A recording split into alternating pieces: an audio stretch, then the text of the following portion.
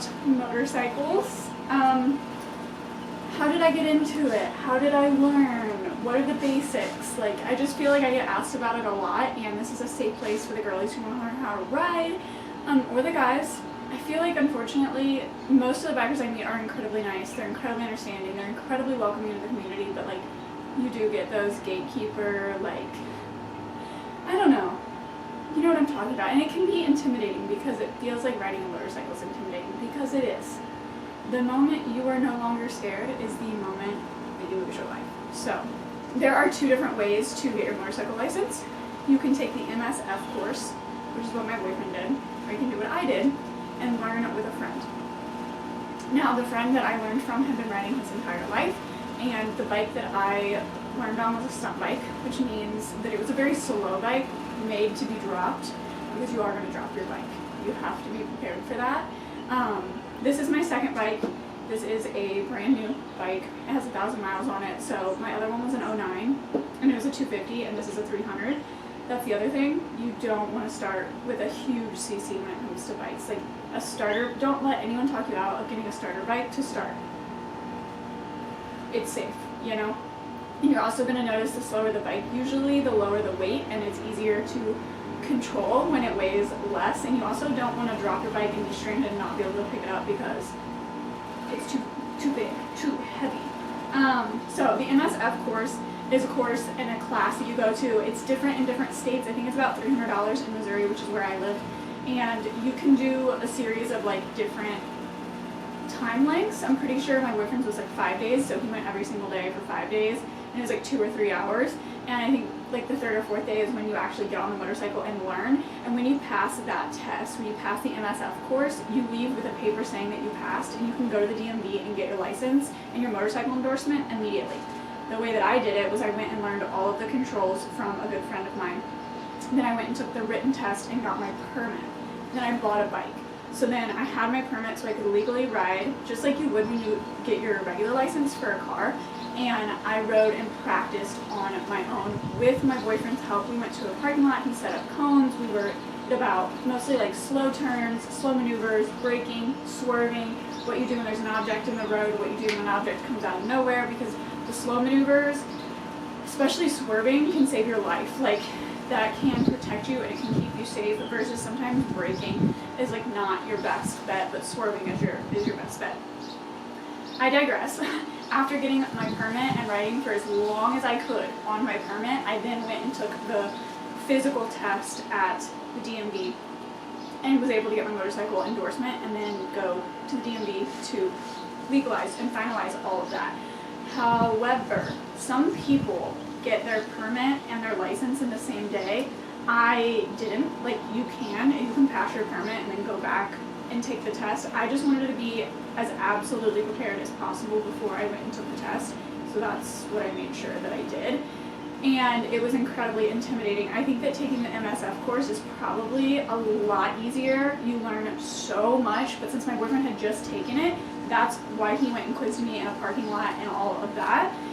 I knew that I would be good. Like, I knew that he just had the information delivered to him, and I did fine. My uncle also rides, so not only does my boyfriend ride, my best friend rides, and my uncle rides, and I also have a female friend that rides.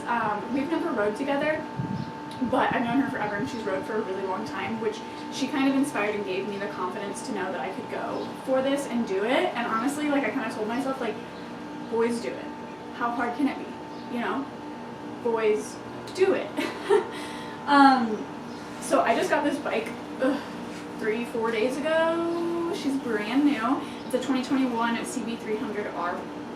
The bike I had before this was the 2009 Kawasaki Ninja 250. So a little bit of a smaller engine, and also it weighed just a little bit heavier, but it felt like it weighed a lot heavier because the weight sits in the front on a Ninja. I really enjoyed my Ninja, and going to this style of bike was a little bit intimidating because it sits much higher. My Ninja was lowered and I could flat foot. I can't flat foot on this, and I am 5'5", but I can flat foot one foot or the other, which is in my opinion important because I want to feel as stable as possible with my bike.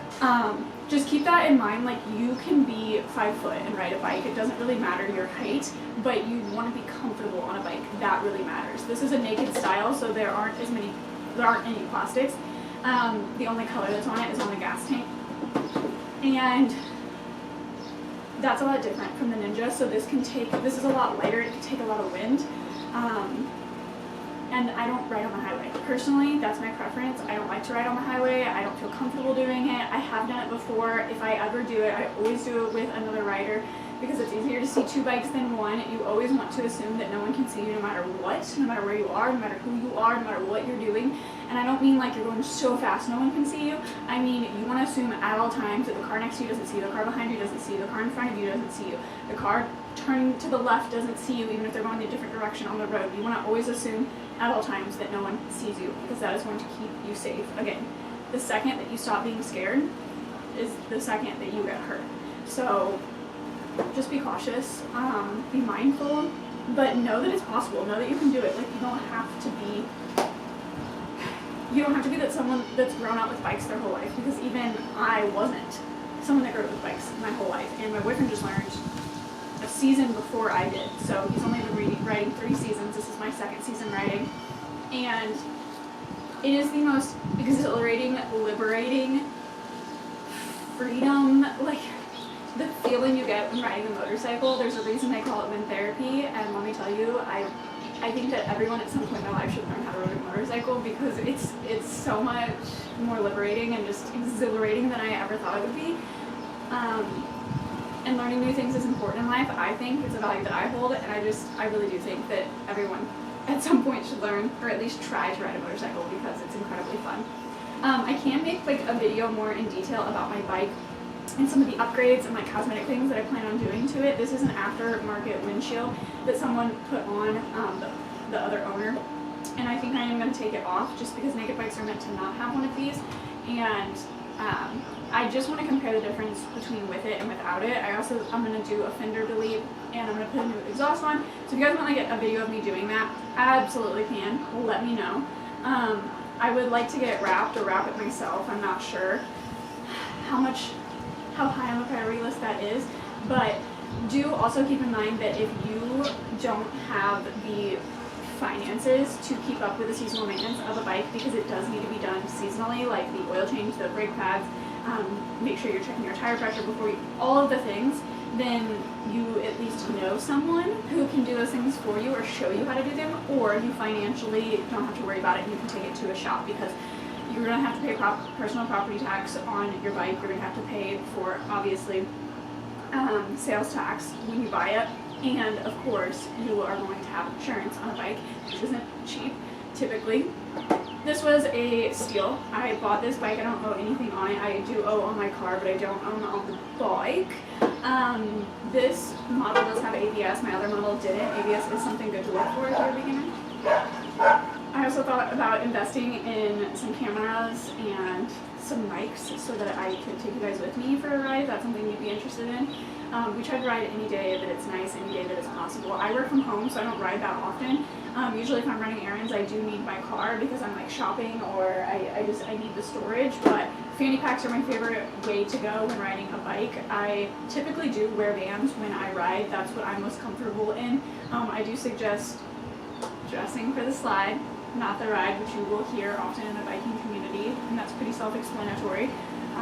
You're not dressing for how the temperature is, you're not dressing for how you feel that day, you are dressing for what is the worst case scenario. I always wear a full face helmet, and I always wear my jacket, and I always wear riding gloves, and I always wear pants. I do try to wear jeans, and I would like to get more riding gear eventually, but again, I don't really take it on the highway. This bike is capable of going 96 miles per hour technically by its stats, but also it has been clocked at going 104 miles per hour, this exact model. Not this exact bike, but just the model in general. But again, I don't plan on going that speed. That's not for me. Like, this is a leisurely like hobby and activity for me, and so I don't find a lot of fun in going that fast. It makes me nervous. It terrifies me, to be quite honest with you. If you notice, when I had the garage open, we have 3 bikes. I just sold mine, so we almost had 4. But I had the 250 Ninja, then we've got this, the 21 Honda 300, and then he has a Kawasaki Z400, and then he actually wrecked. And then he just bought a KTM 790, I think it's an 800. I'm not entirely sure. He literally just got it like 2 days ago. He got it like a day after I bought mine. And yeah, I didn't get to choose the color. I could either have blue or blue, because those were the two models they had at the time, which is so funny to me. But this was just a steal of a deal. That's why I ended up going with this model. It was just too good to pass up. There is inverted forks on this motorcycle. You guys probably don't care, do you? You're just wondering about the motorcycle in general. I will say having someone to ride with makes me so much more comfortable. I rode to work because I didn't work from home fully last season.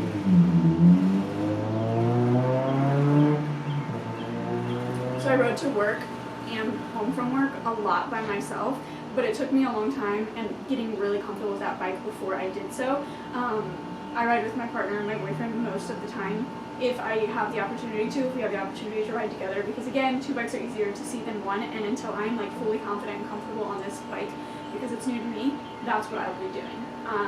I would just rather be safe than sorry, and I think that you should keep that mindset like when driving any vehicle on any road. But yeah, if you guys have any questions, any comments, if you're confused about anything, let me know and I'll answer it to the best of my ability.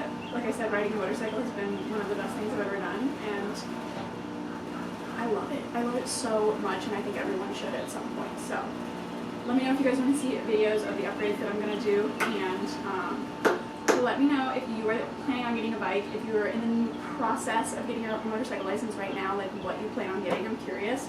Again, don't let anyone talk about getting a starter bike, a 250, a 300, a 400. You don't need an 1100, you don't need 1000, you don't need an 800. In fact, I don't think that I'll ever graduate to that size personally, because I know that I don't need that. This will go on the highway if I want it to, but I don't want it to. We live in the city, and I just take city roads and back roads and things of that nature. So just remember always to be incredibly safe, especially if you're a girl biking alone. And if you don't carry, make sure you have some form of self-protection if you're going to be riding alone from when you get off the bike, because you're not always on the bike, and your car is like a cage that can protect you from a lot of things, and on your bike you're very, very open and can be vulnerable, so make sure that you're taking all the necessary steps to be as safe as possible. Please and thank you. Keep that in mind. Never think that you are above anything, because that is a very dangerous mindset to have. I hope you guys enjoyed this video. Hope you enjoyed me showing my motorcycle off. I probably will be showing my motorcycle off. Me showing you all my motorcycle, but really. Yeah, if you guys want more motorcycle content or have questions, let me know, and I definitely can make a video or answer those questions and comments to the best of my ability. And hopefully you'll see more content from me soon on my motorcycle. And yeah, I don't know how else to end this, but see y'all later.